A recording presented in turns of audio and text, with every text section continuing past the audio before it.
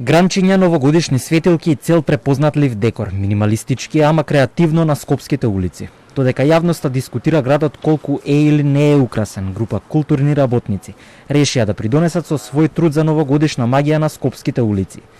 И не само што патролираат низ населбите и маалата и сето тоа изгледа интересно за фотографирање, луѓе ги застануваат и поздравуваат, туку нивната мисија е подлабока. Делат пакетчиња на децата од социјално загрозените семејства, а даваат и литература.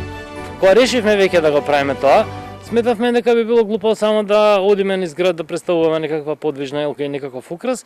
И онда решивме да на социјално загрозените деца на улица, практично кои што ги гледаме секој ден, проаѓаме покрај нив и на семафори, меѓутоа и по паркови и секаде, да се организираме и да им дадеме новогодишни пакетчиња, затоа што најверојатно од друга страна не знам од каде би добили, би го осетиле таа новогодишна празнична еуфорија и магија.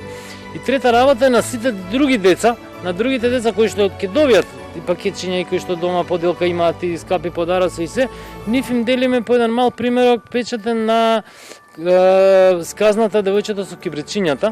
Веќе трет ден се на улиците, а разбудија активизам и во Скопјани. Брзо им се приклучуваат во мисијата која што имаат за ширење на новогодишниот дух, даваат свој придонес и со тоа потврдуваат дека луѓето од Центарот за современи уметности избрале правилен начин за да ги разубават најубавите денови во годината.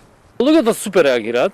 Значи супер реагираат затоа што ја не знам колку луѓе не сликаа, колку луѓе не запреа, на многу луѓе кои што им кажавме што правиме, ни донесоа некакви пакетчиња да ги споделиме со децата на улица.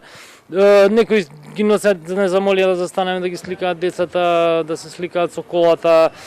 Ни носеа некои сокови такви работи. Мислам, она беше супер го прифатија граѓаните на Скопје, го чувствуваат како свое.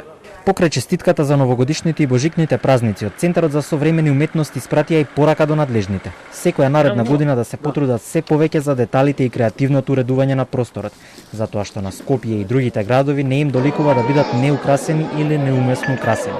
А во меѓувреме, на 31 декември Дедо Мраз за прв пат не дојде на Скопскиот плоштад. Од град Скопје нема одговори зошто.